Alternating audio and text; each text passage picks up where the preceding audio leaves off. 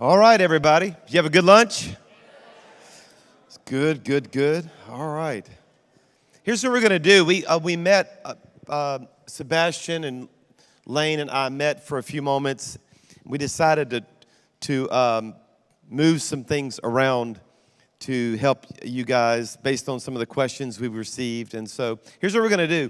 I'm going to talk just for a few minutes about small groups and this Cup 2 component, and then we're going to dive into this third part, the growth track, really the third and fourth part, the growth track and the dream team part of how we can bring people into that relationship, and Sebastian's going to teach that. We'll take a break, all right, after that, and then I'm going to come and close with a session that I do that will help you kind of where do we go from here session.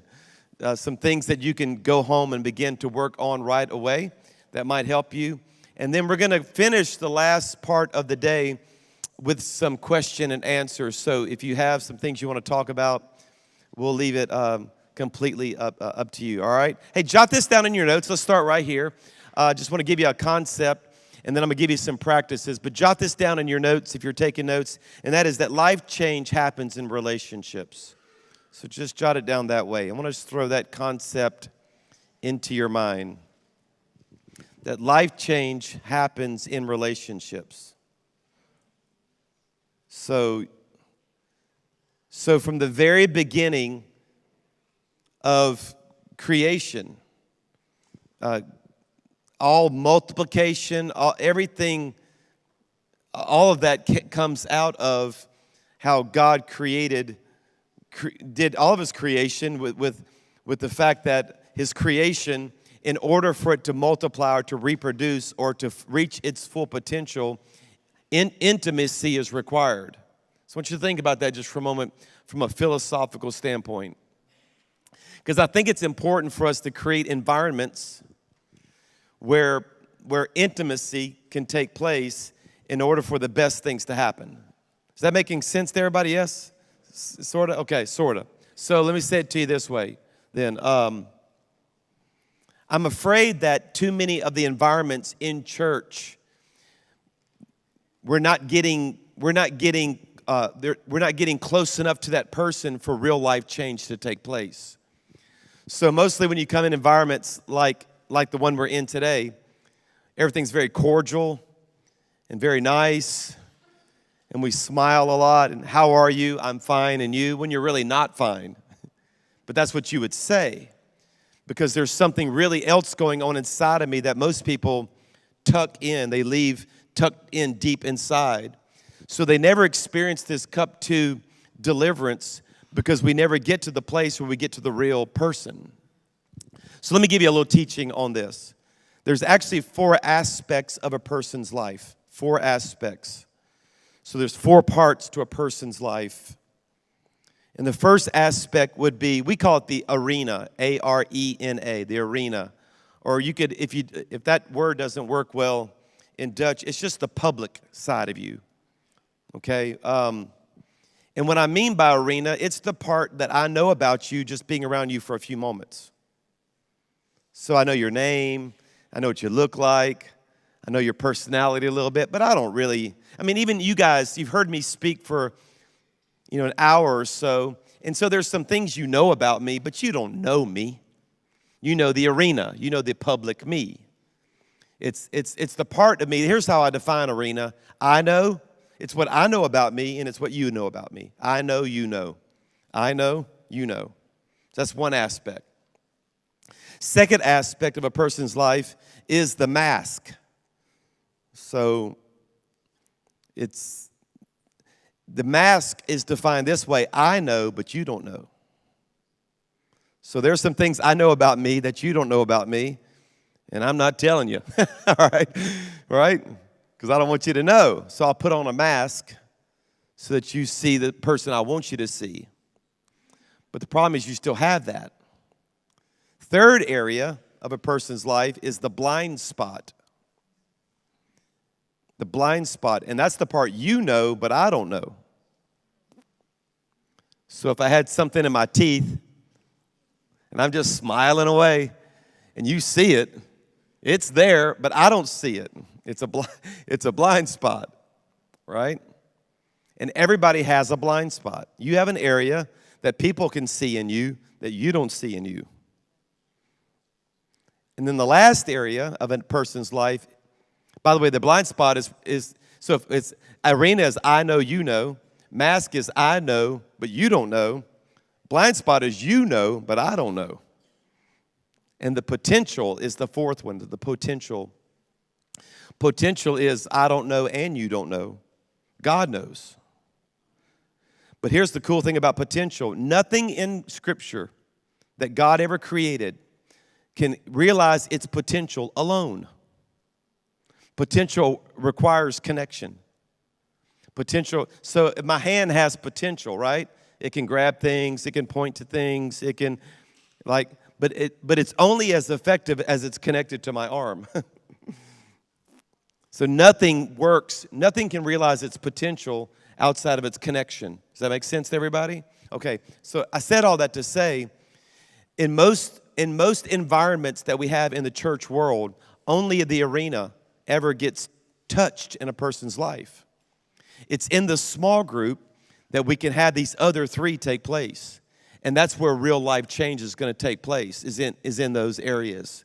And that's why I'm convinced that we have to create environments where life change can take place. Now, I want you, let me back up. When I say small group, everybody's mind goes to some model that you have been exposed to, either good or bad, and for most people it's been bad. I think I've done every small group model out there. I've been in ministry 32 years now, and I've done them all. I've been in churches that do them all, and some of them are not so good, really. And most of them didn't work, to be honest with you. The question is, how do you get a small group model that really works? And I think it comes in knowing what you're trying to accomplish. So let's back into it a little bit. Think about it with me now. If the goal of small group is just authenticity, if I just want honesty, if I just want to get close enough to you so that the conversation finally happens where you go, can I tell you what I'm really going through? Or even worse yet, what would it take, how close would we have to be for you to come up to me and say, hey, Chris, you've got something in your teeth. But not actually my teeth. I'm talking about you're going to point out something in my life. How close would we have to be for me to receive that? So if one of you walked up right now, I don't know you, and you just came up to me and said, you know, I think you could do a better job if you teach this way. I probably would go, thanks a lot, and just walk on. But if we're real close, and you're my friend, and I've known you for a long time, I'm really going to listen to that because relationship makes room for it. Are we tracking everybody? You understand it? This is the environment we have to create. This is the environment we have to create in the small group. So let me say it again. If we're creating a small group structure that only delivers that authenticity, then what kind of small group model would you create? Well, let me tell you which one we created. And that is not one that necessarily is focused on curriculum. I mean, I'm fine if you study something, but that wasn't our goal. So what in our church, we allow people to gather. They can come up with any reason to gather. It can be purely for fellowship. It can be it can be the study of some kind of Bible study or curriculum. But what I think too many churches and small group models globally have done is they put the focus on what goes on in the group, not the relationships in the group. And it's the relationships that are more important than what actually goes on. In fact, I always say the curriculum is the excuse to get people to gather. It's not the purpose. Because, and I can illustrate it this way. Who in this room could name me the last 10 messages you preached? Like nobody. I can't even remember my own messages that I preached. But everybody in this room can name me 10 people. Everyone can name me 10 people who've impacted your life, good or bad. Everybody. Because life change doesn't happen with information. It happens through relationships. Okay, so the one big mistake of a small group culture is to create groups around the information. Don't do that. If you're studying a curriculum, praise God, but let the curriculum be the excuse of why they gather, not the purpose. So we raise up groups, and we have groups that play football. We have groups that exercise together. We have groups that study marriage.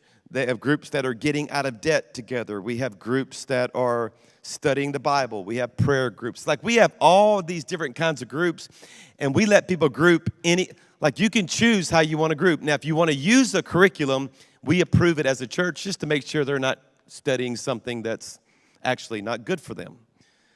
But we tell our people, we just want you to gather. Once you gather, 3 things take place in groups. And that is, I just want you to connect. Connect. So if you're studying whatever, you're studying 4 Cups, a real godly group. And so that was a joke. So we have a small group curriculum around 4 Cups, okay? The goal of us studying 4 Cups really wasn't that. The goal was have a curriculum that everybody's interested in. But after a while, I really want to get to know Rosita. Is that how you say your name? Yeah. So in week number 1, how are you doing? Fine, and you? Everything's right? Okay, we're just kind of acquaintances. By week 5 or 6, so we're studying this curriculum together, we've really become close friends because we trained every small group leader that the value of the group is not the curriculum, the value of the group is the connection. So we want lots of conversation. And finally, the more I know you, the more confident I get to take off the mask and let you really know what's going on in my life. Now I know you so well that I've noticed Rosita comes in the group and she looks different this week. What's going on with you? Oh, nothing. No, something's going on. No, I promise you I'm fine. Rosita, you're not telling me the truth. What's going on? Because I know her so well, I know she's lying, right? No offense, Rosita.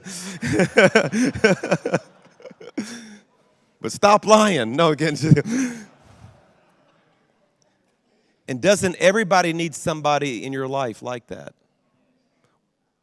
You're not leaving my house until you tell me what's going on. And I've just saved her life. And then she does the same for me. My friends, this is the New Testament. This is what they did for one another. So we want connection. Second thing is we want protection, accountability. We want, I need somebody who's going to help watch over my soul with me. And I'm going to give you the right to do that. So I have people in my life who can say things to me that I don't necessarily want to hear. And then finally, we have growth. So we have connection, protection, and now we have growth. And I want to just finish with this one. I'm going to pass it over to Pastor Sebastian to take you into the next steps. But the question is, how does somebody grow? And I think this is going to connect a lot of dots for some of you here. Ready for this? How does someone grow? I want you to think about this for a second. People grow when we know what steps they're supposed to take. When we have clarity. Well, we do have clarity. Lost people need to get saved. You guys do know that, right? Saved? If we don't, let's just back right up to the beginning. Yeah, so what does a lost person need to do to grow? They need to get saved. Does a lost person need to get delivered? Not yet. Does a lost person need to discover their purpose? Not yet. A lost person just needs to get saved. So a saved person needs to get delivered. Someone who's experiencing deliverance needs to discover their purpose. Someone who's discovered their purpose needs to start doing something that's changing the world. Okay, so that's the spiritual steps people take. So you ready for this? A small group leader. This is how a small group leader helps somebody grow. identify them spiritually, and have them take their next step. That's it. So if this front row were my small group, and we're gathering for, we're all gonna get out of debt together. So I decided to put together a small group. We're gonna go through Dave Ramsey. We're gonna all talk about how to have better money management. Again, that wasn't the purpose, that's the excuse. So we're gonna learn a lot, we're gonna get out of debt, but my real goal is get to know Rosita. That's my real goal. So week 2 or 3, hey Rosita, tell me about your relationship with God. Well, I really don't have one. Really? No, I just want to get out of debt.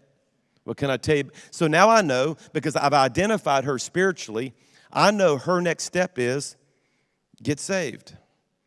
And now I'm going to use my group and my relationship to lead her to Christ. Are you following me, everybody? I identify spiritually, I move one step. And that's why this job description of a small group leader is so simple. Because they just build relationships, identify people spiritually, and then move them one step. And so what's so cool is, in our church, in the churches that use this mindset, they put together small groups. They have the whole church is moving. In fact, can I tell you something? This is how we define success at our church. Success isn't when a lot of people come to church on Sunday. Success is not a big offering. Success is when everybody in our church is moving. The lost are getting saved. The saved are getting delivered.